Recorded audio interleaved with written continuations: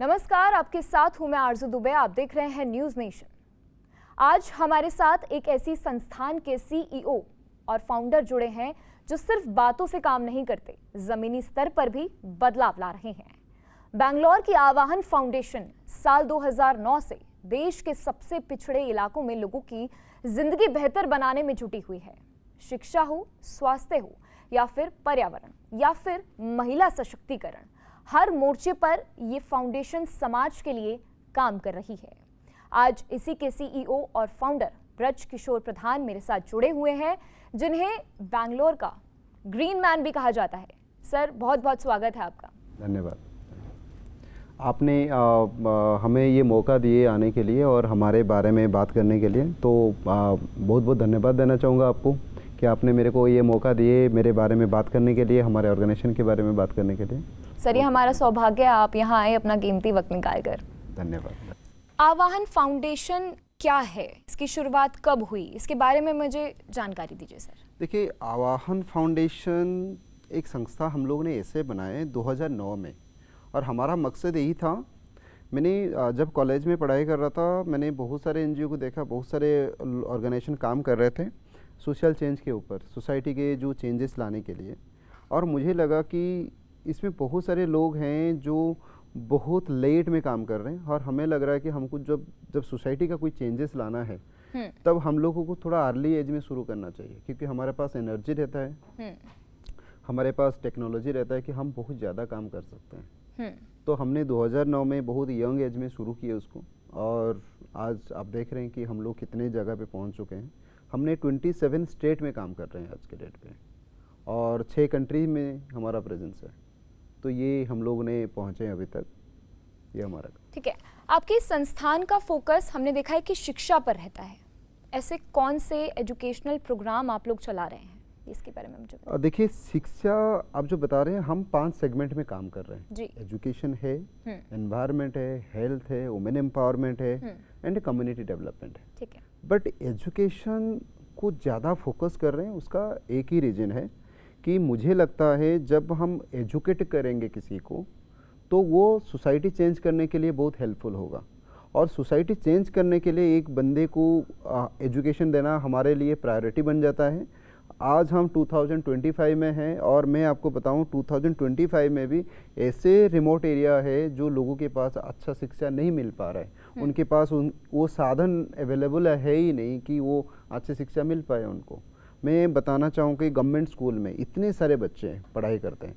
आपको मैं बताऊँ कि आज के डेट पे जितने बड़े बड़े साइंटिस्ट हो, जितने बड़े डॉक्टर्स हो, जितने बड़े बड़े लोग आप देख रहे हो जो काम कर रहे हैं, वो सारे गवर्नमेंट स्कूल्स के। तो मुझे लग रहा है कि गवर्नमेंट स्कूल के बच्चों के पास बहुत टैलेंट है, उनके पास साधन अवेलेबल नहीं है, इंफ्रास्ट्रक्चर अवेलेबल नहीं है, उनको वो मौका नहीं मिल पा रहे। और हम चाहते हैं कि उनको वो मौका दें।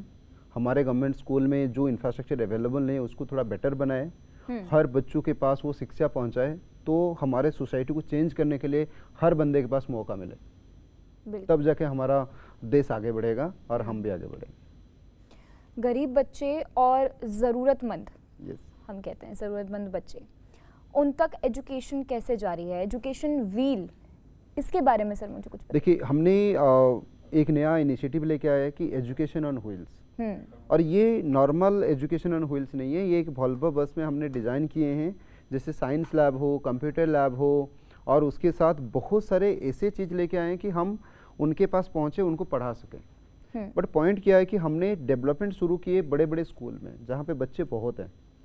हर स्कूल में साइंस लैब, कंप्यूटर लैब या बेटर इंफ्रास्ट्रक्चर डेवलप करने के लिए बहुत पैसा खर्चा होता है, और वो फंडिंग के लिए हमको बहुत दिक्कत होता है। तो हम क्या किए कि कुछ बड़े बड़े स्कूल में ये चेंजेस ला रहे हैं, और जो छोटे छोटे स्कूल है, रिमोट में है, जहाँ पे हम काम नहीं कर सकते, उतना पैसा खर्चा नहीं कर सकते हैं, तो उनके लिए ये एजुकेशन ऑन व्हील्स को लेके आए, जो ट्रैवल करेगा उनके पास, डोर स्टेप एजुकेशन। तो हम स्कूल टू स्कूल जा रहे हैं, और हम गांव के अंदर भी जा रहे हैं जहाँ पे ड्रॉप आउट गर्ल्स हैं, जहाँ पे पेरेंट्स सोचते हैं कि नहीं, ये मेरा बर्डन है, मैं उनको पढ़ा नहीं सकता हूँ, मैं 10th कंप्लीट हो गया, मैं उनको और आगे नहीं पढ़ाऊँगा, अभी शादी करवाना है। तो मैं चाहता हूँ कि वहाँ पे हम डिजिटल एजुकेशन पहुँचा रहे हैं, वहाँ पे हम स्किल एजुकेशन पहुँचा रहे हैं, जहाँ पे बच्चों के पास, गर्ल्स के पास एक जॉब अपॉर्चुनिटी मिल जाता है कि मैं जॉब कर सकता हूँ।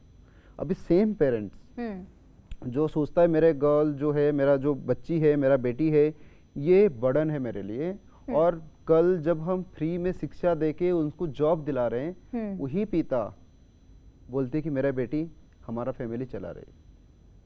तो ये चेंजेस है, और ये चेंज लाने के लिए एजुकेशन ऑन व्हील्स का महत्व तो बहुत बड़ा है, और हम इसीलिए शुरू किए कि हम ज़्यादा से ज़्यादा बच्चों के पास पहुँचे जिनके पास शिक्षा के लिए वो उनके अंदर इंटरेस्ट है और वो नहीं पा रहे हैं, वो ट्रैवल नहीं कर पा रहे हैं, पेरेंट्स के पास इतने पैसा नहीं है वो करने के लिए, तो हम पहुंच रहे हैं उनके पास। बिल्कुल, आप इतने बड़े पैमाने पर काम कर रहे हैं, शिक्षा की बात करें, पर्यावरण की बात करें, स्वास्थ्य की बात करें, महिला सशक्तिकरण की बात करें। मेरा सवाल ये है कि सफ़र काफ़ी लंबा था और सफ़र अभी तक चल ही रहा है। क्या चुनौतियाँ आपको इस सफ़र के दौरान आपने महसूस करी? देखिए, चुनौती तो बहुत है। बिल्कुल। और आप बोल रहे हैं कि सफ़र चल रहा है, मैं तो बोलूँगा कि स्टार्ट है। अच्छा। ये तो शुरुआत है बस, क्योंकि रिक्वायरमेंट बहुत बड़ा है। जो भारत देश आप देख रहे हो बहुत बड़ा है, और जो रिमोट एरिया हम दिल्ली, मुंबई, बेंगलोर, हैदराबाद बड़े बड़े सिटी में रहते हैं ये अलग बात है, बट जो एरिया है रिमोट एरिया, रूरल एरिया, जो पिछले एरिया है, अपार्टमेंट के पीछे जो एरिया होता है वो हम नहीं देख पाते हैं।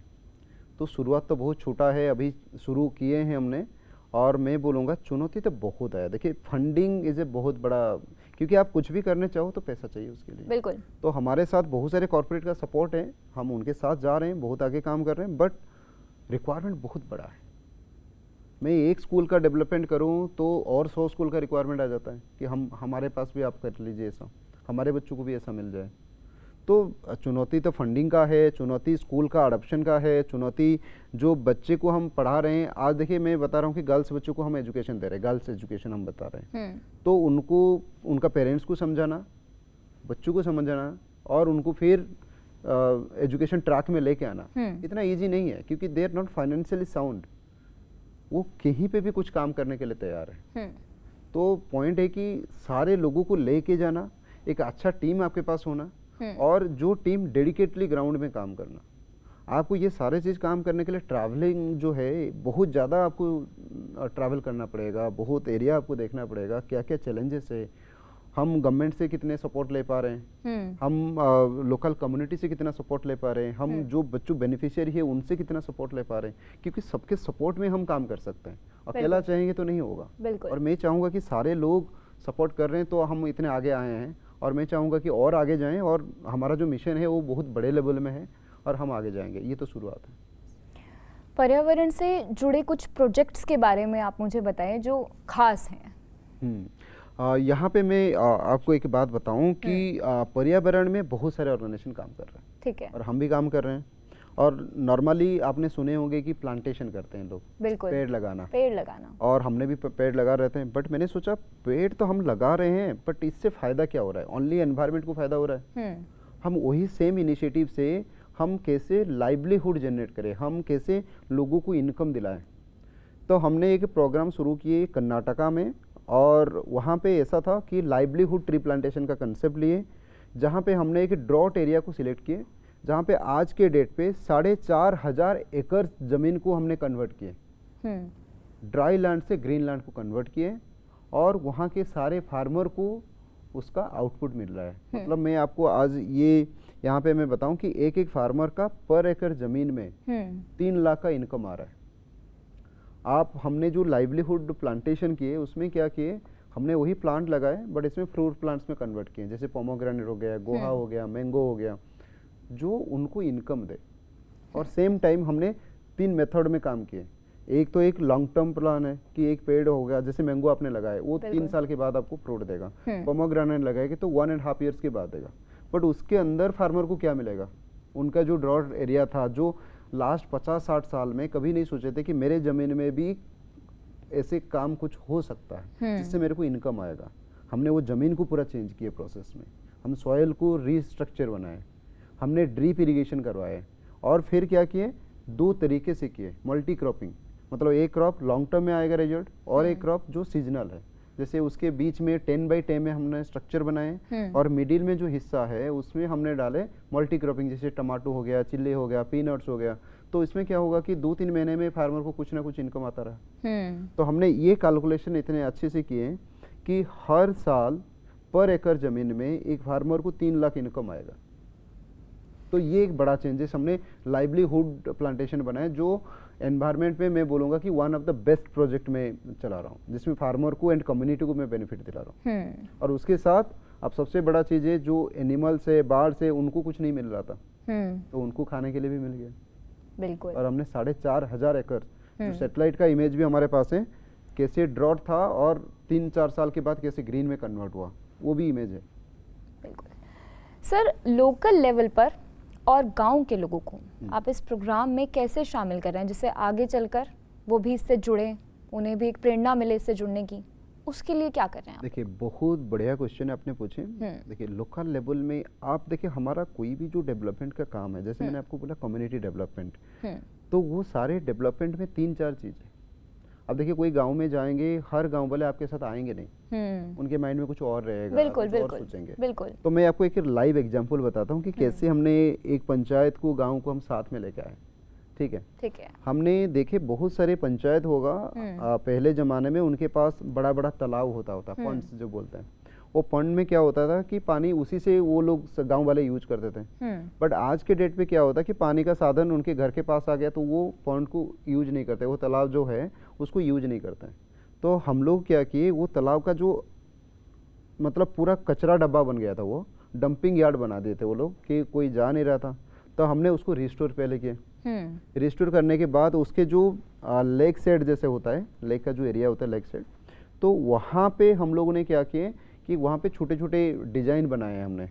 जैसे पार्क हो गया छोटा सा, दूसरे क्या फिश फार्मिंग कर लिए हमने, मशरूम फार्मिंग कर लिए, मतलब छोटे छोटे एंटरप्राइज का मॉडल प्रोटोटाइप डिजाइन बना लिए।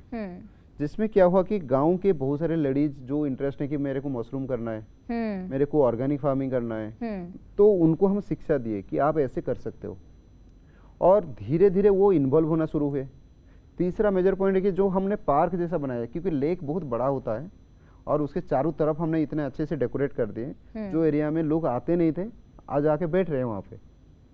तो वहाँ से क्या होता है कि लोगों के कॉन्फिडेंस बिल्ड होता है कि नहीं, ये कुछ करने के लिए चाहते हैं, वो हमारे लिए कर रहे हैं, तो उनको हम साथ में लेके आए।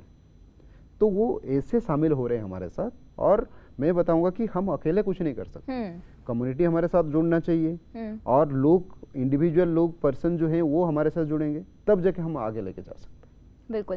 व्रत जी, वैसे आपने किसानों की इनकम, खेती का तरीका ये बता दिया है, बट फिर भी मैं ये सवाल मेंशन करना चाहूँगी कि पर्यावरण के जो आपके नए प्रोजेक्ट्स हैं, जो प्रोजेक्ट्स हैं जिस पर आप काम कर रहे हैं, उस पे किसानों को क्या फ़ायदा मिल रहा है और उनकी खेती के तरीके में क्या असर पड़ रहा है?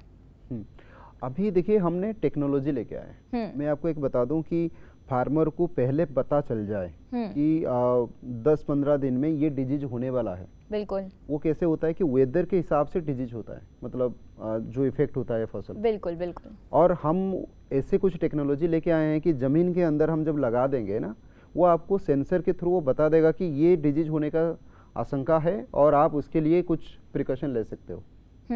ये वेदर फोरकास्टिंग हम उनको बताते हैं कि 2 दिन में बारिश होने वाला है, आप ऐसा चेंज कर लो, इतने गर्मी होने वाला है, ये चेंज कर लो। तो ये टेक्नोलॉजी के साथ हम लोग उनको प्रोसेस एंड प्रॉपर जो प्रोक्योरमेंट होता है, जैसे कोई प्लांट होता है, देखिए आप कुछ भी करोगे उसका सीड बहुत अच्छा होना चाहिए, आप कुछ भी करोगे उसका प्रोसेस जो स्ट्रक्चर है वो बेटर होना चाहिए। बिल्कुल। तो ये सारे चीज़ हम उनको गाइड कर रहे हैं, जिसमें उनको लंबे टर्म के लिए सस्टेनेबल वे में उनको अच्छा इनकम मिले। बिल्कुल। देखिए, पहले क्या होता था, फार्मर को इतने आइडिया नहीं होता था, एक ट्रेडिशनल मेथोडोलॉजी फॉलो करते थे और वो बनाते थे। बट वो ट्रेडिशनल मेथोडोलॉजी को थोड़ा चेंज करना है, थोड़ा हमको स्ट्रक्चर बनाना है कि मेरे को ये पोमोग्रेनेट लगाना है, लोगों को पता भी नहीं है कि पोमोग्रेनेट मेरे ज़मीन में हो सकता है। तो हम पहले क्या करते हैं कि सॉइल टेस्ट करते हैं, वाटर टेस्ट करते हैं, फिर उससे रिपोर्ट लेते हैं कि ये सॉइल, ये वाटर में हम कौन सा फसल अच्छा कर सकते हैं। तब जाके फार्मर को पता चलता है कि हाँ, अच्छा ये फसल भी यहाँ पे हो सकता है। नहीं तो फार्मर को कैसे पता है कि आप जो कर रहे हो 10 सालों से, मैं भी देखा आपने कर रहे हो, आपको मिल रहा है इनकम, मैं भी कर लिया। तो वो थोड़ा चेंजेस आना चाहिए, उनको एजुकेट करने का जरूरत है। और जो प्रोसेस है, जैसे आप कोई डॉक्टर के पास जाते हो, आप डायग्नोस करने के बाद वो बताते हैं, अभी बिना डायग्नोस के वो बताता है कि नहीं, आप पेट में दर्द उधर तो ये मेडिसिन खा लो। बिल्कुल। तो वो काम नहीं कर सकता है, कर सकता है भी, कर भी नहीं सकता है। तो यहाँ पे ऐसे ही है, तो फार्मर को हम टेक्निकली वे में जा रहे हैं, जो टेक्नोलॉजी के साथ सपोर्ट में सॉयल वाटर टेस्ट सारे प्लांट जो है प्रॉपर प्लांट लेके आ रहे हैं, प्रॉपर मेन्योर दे रहे हैं उनको कब खाना चाहिए कब खाना नहीं चाहिए, जैसे पौधे को भी तो चाहिए, तो हर चीज़ हम गाइड करते हैं। और हमारे साथ बहुत सारे एग्रीकल्चर यूनिवर्सिटी के जो MS एंड रिसर्च स्टूडेंट्स हैं वो हमारे साथ जुड़े हुए हैं। वो बहुत प्राउड फील करते हैं कि हमारे साथ ग्राउंड में जाते हैं, फार्मर के साथ रहते हैं और उनके साथ डेवलपमेंट करते हैं। तो और ये हमारे लिए ज़रूरत है, देश के लिए फार्मर आगे बढ़े गया तो हमारा देश आगे बढ़ जाएगा। बिल्कुल। और क्योंकि हमारा खाना तो वहीं से मिलता है, आप कितने भी पैसा कमा लो खाना तो वहीं से मिलेगा ना। तो वो हमारे खाने का जरिया जो है, जो फार्मर है, फार्मर के बिना देश अधूरा है, देश का कुछ नहीं हो सकता, आगे हम नहीं बढ़ पाएंगे, आप नहीं बढ़ पाओगे, तो उनके लिए काम करना तो जरूरी है। बिल्कुल। ब्रज जी, आप शिक्षा और पर्यावरण के अलावा भी एक सेक्टर में काम कर रहे हैं, वो है स्वास्थ्य। गांव की अगर हम बात करें तो रूरल एरियाज में उतनी स्वास्थ्य व्यवस्थाएं जो होती हैं इतनी पुख्ता नहीं होती हैं अगर हम कंपेयर करें अर्बन एरिया से। तो उन लोगों तक आप कैसे मदद पहुंचा रहे हैं? हाँ, बहुत बढ़िया क्वेश्चन। मैंने आपको थोड़ा एजुकेशन के बारे में बता रहा था, और हमने मोबाइल हॉस्पिटल बनाए, ठीक है, उसको हमने नाम दिए health on wheels. Health on wheels, जैसे आपने एजुकेशन ऑन व्हील्स नाम। राइट। ओके। तो इसमें हमने आज तक 13 हॉस्पिटल बनाए, मोबाइल हॉस्पिटल, जो गाँव को जाता है।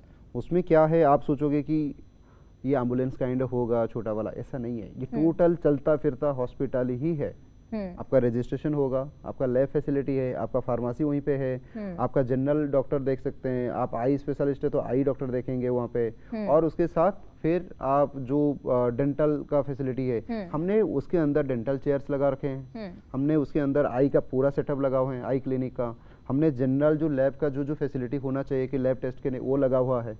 तो एक पेशेंट जब जाएगा, पहले वो रजिस्ट्रेशन होगा, बाहर पूरा बोर्ड लगा रहता है, तो उसमें दिखता है कि मेरा नंबर आ गया, जैसे आप कोई भी क्लिनिक में जाते हो, और फिर जनरल में उनको पूछा था कि आपके किस लिए आए हो, तो जनरल डॉक्टर वो काउंसलिंग कर लेंगे।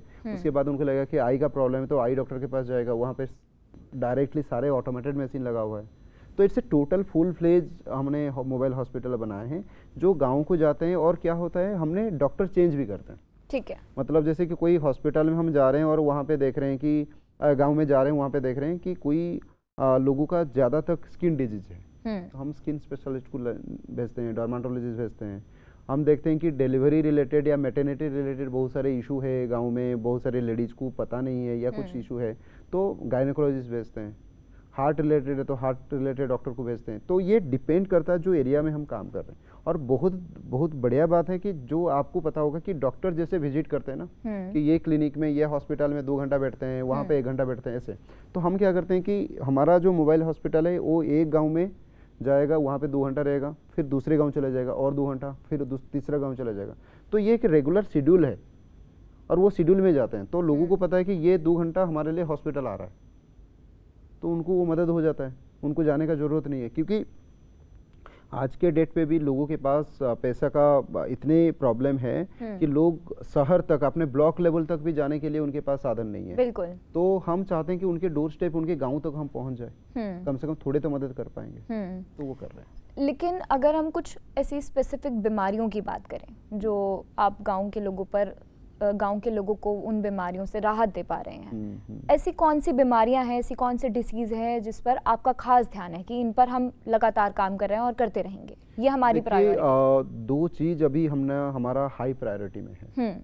आपने सर्वाइकल कैंसर के नाम सुने होंगे, HPV वैक्सीनेशन, और इंडिया का पहला ऑर्गेनाइजेशन होगा जो फ्री में HPV वैक्सीनेशन हम करवा रहे हैं। हम वैक्सीन फ्री में करवा रहे हैं, तो वो बहुत इम्पोर्टेंट है। हम वैक्सीन वहाँ पे दे रहे हैं और हम गांव-गांव में जाके लेडीज एंड जो गर्ल्स हैं उनको अवेयर करवा रहे हैं कि कितने अच्छे से वो वैक्सीनेशन हो जाए और क्या क्या बेनिफिट उससे मिलने वाला है।